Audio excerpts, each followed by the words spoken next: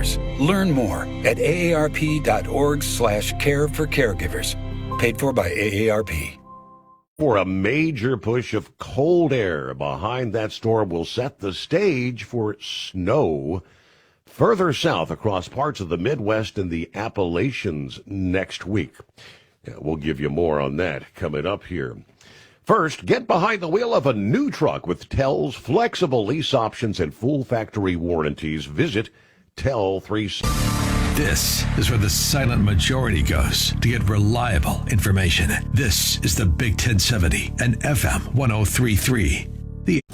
The following is not an actor, but a real-life story from Trinity Debt Management. My debt problem started probably about 2016. I needed my life to change financially. I called Trinity and I ended up joining based on high credit card bills and high interest rate. And my counselor at Trinity has been great, and Trinity has been helping me to get on the right path of paying off these credit card bills, bringing down the interest rate. They have consolidated my bills into one low monthly payment.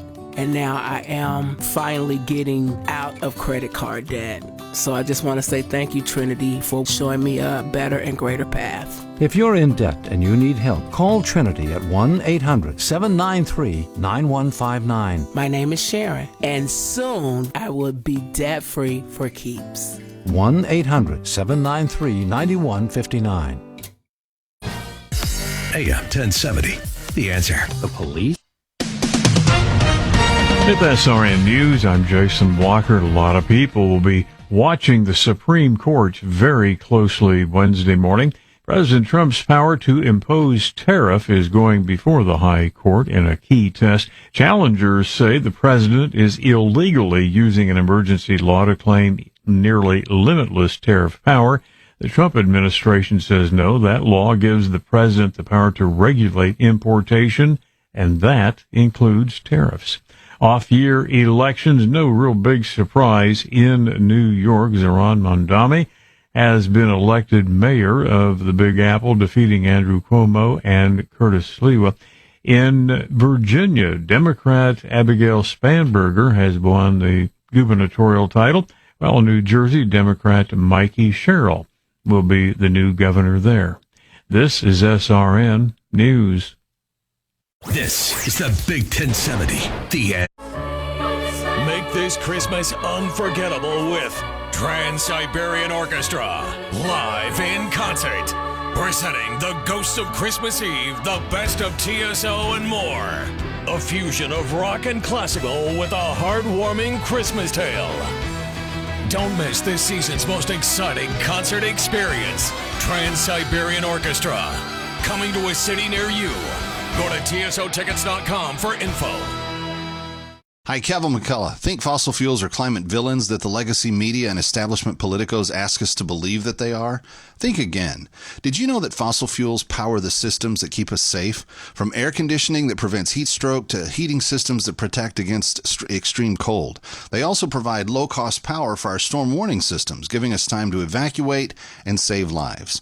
Forget being a villain. Fossil fuels have literally been the hero in the prevention of billions of deaths and the extension of life. In fact, over the past century, deaths from climate-related disasters like extreme temperatures, droughts, floods, storms, wildfires have declined by 98% thanks to fossil-fueled infrastructure and technology. I'm Kevin McCullough, and I just want you to know the facts. Don't be fossil-fooled. Get the full picture at oilfacts.com. Brought to you by NASDAQ-listed Prairie Operating Group, a high-growth, low-cost producer of safe and responsible American energy. That's oilfacts.com. oilfacts.com. So right now may be the perfect time for you to rethink how you pay for health care. And here's why.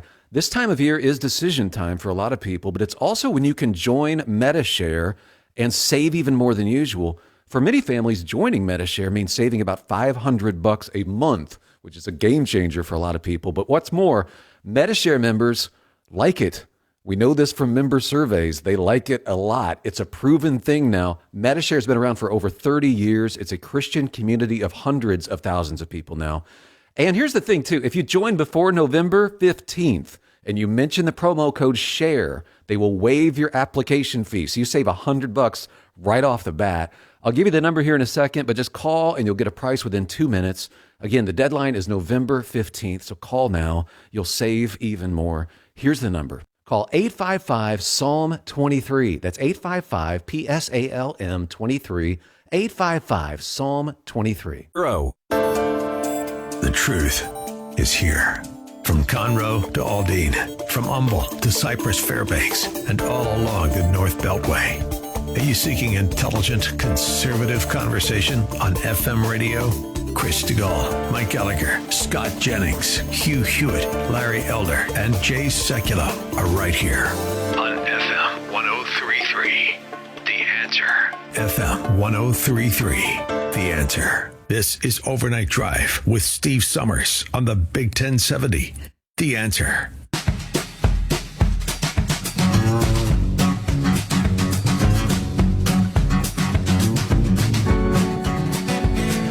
Yes, indeed, that is a full moon shining bright almost directly overhead outside the secret bunker at this hour. Get out there, moon watchers. The brightest super moon of 2025 shining overhead tonight, known as the full beaver moon. Supermoon will actually be at peak fullness, 7:19 a.m. here this Wednesday morning Eastern Time. Why is it a supermoon? That's when the moon is closest to the Earth during the year. The full beaver moon is about 221,000 miles from us. It's about 30,000 miles closer than some of the furthest moons. It's perigee versus apogee. So the moon appears a bit brighter and a bit bigger than moons that are further away. All right. The beaver moon. Dubbed that by the Native American tribes because of the observed activity of the beavers. Building dams this time of year, getting ready for the coming winter. Now, it's also called the freezing overmoon by some tribes, they tell us. And pretty much right on track with that designation. Shall we fast forward to the weekend and early next week? If you're one of those out there driving truck around the country who has not yet prepared your personal belongings with your wintertime attire, it's time. As we head into the weekend and early next week in the central and eastern USA, we're going to be looking at literally more like a Christmas time cold coming in, a surge of cold air, and at least one storm system that's capable of producing a band of accumulating snow across parts of the Midwest, followed by lake effect snow and maybe a bit of snow in portions of the Appalachians to the south. Temperatures are going to feel more like mid-December, Christmas time in many places by next week. AccuWeather tells us cold air is going to fail to gain a lasting foothold for the remainder of this week. We're talking big temperature swings from one day to the next here in the Midwest and Northeast.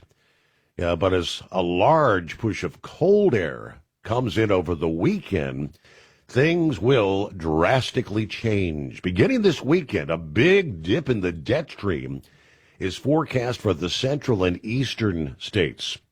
This is going to be the first taste of wintry weather for millions of people this weekend into early next week. Big time drop in temperatures and blustery winds.